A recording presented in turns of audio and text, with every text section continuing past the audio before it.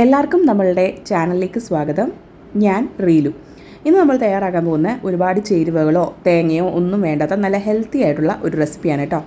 അപ്പോൾ ചെറിയൊരു ചീനച്ചട്ടി വെച്ചിട്ടുണ്ട്. ഇതിലേക്ക് നമുക്ക് കുറച്ച് എണ്ണ ചേർത്ത് കൊടുക്കാം. വെളിച്ചെണ്ണയോ അല്ലെങ്കിൽ മറ്റേതെങ്കിലും നിങ്ങളുടെ ഇഷ്ടത്തിലുള്ള എണ്ണ നിങ്ങൾക്ക് ചേർത്ത് കൊടുക്കാവേ.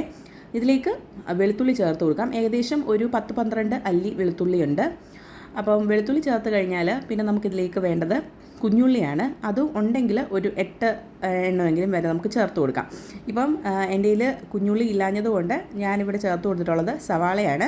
ഒരു വലിയ സവാളയുടെ 1/4 ഭാഗം മാത്രമാണ് കേട്ടോ ഞാൻ ചേർത്ത് കൊടുത്തിട്ടുള്ളത്. നല്ലതുപോലെ നമ്മളിത് സോട്ട് ചെയ്തെടുക്കണം. നമ്മൾ ചേർത്തിട്ടുള്ള ആ വെളുത്തുള്ളിയുടെയൊക്കെ പച്ചച്ചൊവയൊക്കെ നന്നായിട്ട് മാറണം കേട്ടോ. ആ ഒരു രീതിക്ക് തന്നെ വഴറ്റിയെടുക്കണം. പിന്നെ ഇതിലേക്ക് എരിവിന് വറ്റൽമുളകാണ് ചേർത്ത് കൊടുക്കുന്നത്. പച്ചമുളക് നമ്മളിതിൽ ചേർക്കില്ല കേട്ടോ. അപ്പം വറ്റൽമുളക് എരിവിന് ഞാനൊരു 3 എണ്ണം ചേർത്തിട്ടുണ്ട്. അപ്പം നിങ്ങളുടെ കയ്യിലുള്ള വറ്റൽമുളകിൻ്റെ എരിവിനനുസരിച്ച് ചേർത്ത് കൊടുക്കണം. പിന്നെ ഇതിലേക്ക് നമുക്ക് പാകത്തിന് ഉപ്പ് ചേർത്ത് കൊടുക്കാം. അതും കൂടി ചേർത്തതിന് ശേഷം നല്ലോണം നമുക്കൊന്ന് വഴറ്റിയെടുക്കാം. എപ്പോഴും ശ്രദ്ധിക്കേണ്ട കാര്യം എന്താണെന്ന് ചോദിച്ചാൽ നമ്മളുടെ ഈ വെളുത്തുള്ളിയുടെ പച്ചച്ചുവ നന്നായിട്ട് മാറണം. ഇല്ലെങ്കിൽ ഒരു എന്താ പറയുക അതിൻ്റെ ഒരു കുത്തൽ നമുക്ക് ഫീൽ ചെയ്യും കേട്ടോ. അപ്പം നന്നായിട്ട് തന്നെ വഴറ്റിയെടുക്കാം. പ്രത്യേകം ശ്രദ്ധിക്കണേ. ഇനി നമുക്കിതിലേക്ക് ചെറിയൊരു പുളി നമ്മളുടെ ഈ ഒരു റെസിപ്പിക്ക് വേണം. അപ്പോൾ അതിന് വേണ്ടിയിട്ട് ചെറിയൊരു കഷ്ണം വാളംപുളി ചേർത്ത് കൊടുക്കുന്നുണ്ട്. ഒരുപാടൊന്നും വേണ്ട, നിങ്ങൾ എടുക്കുന്ന ക്വാണ്ടിറ്റിക്ക് അനുസരിച്ച് നിങ്ങൾ പുളി ചേർത്ത് കൊടുക്കുക. ഞാനിപ്പോൾ ഒരു ചെറിയ കഷ്ണം വാളംപുളിയാണ് ചേർത്തിട്ടുള്ളത്. അതും കൂടെ നമുക്ക് ഇതിൻ്റെ കൂടെ ഇട്ട് ഒന്ന് വഴറ്റിയെടുക്കാവേ.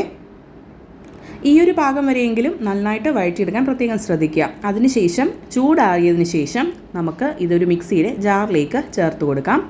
എന്നിട്ട് നല്ല ഫൈൻ പേസ്റ്റായിട്ട് അരച്ചെടുക്കാം. അരയ്ക്കുമ്പം ഈ പറഞ്ഞ പോലെ അരിഞ്ഞ് വന്നില്ലെങ്കിൽ നമുക്ക് കുറച്ച് വെള്ളം ചേർത്ത് കൊടുക്കാം കേട്ടോ. ചെറു ചൂടുള്ള വെള്ളം തന്നെ ചേർത്ത് കൊടുക്കാൻ പ്രത്യേകമായിട്ട് ശ്രദ്ധിക്കണം. പച്ചവെള്ളം ചേർത്ത് കൊടുക്കണ്ട.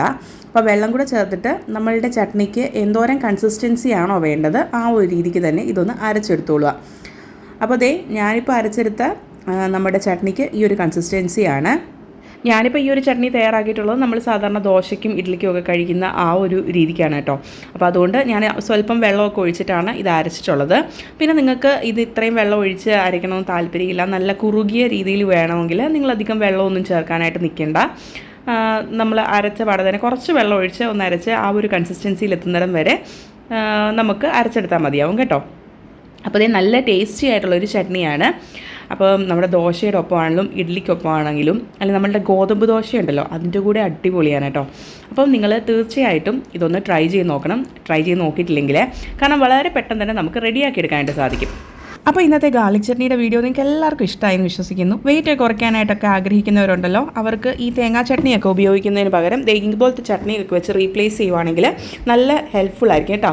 അപ്പോൾ എല്ലാവരും ട്രൈ ചെയ്ത് നോക്കുക, ഫീഡ്ബാക്സ് ഒക്കെ അറിയിക്കുക. മറ്റൊരു നല്ല വീഡിയോയുമായിട്ട് ഉടനെ നമുക്ക് കാണാം. അതുവരേക്കും ബൈ.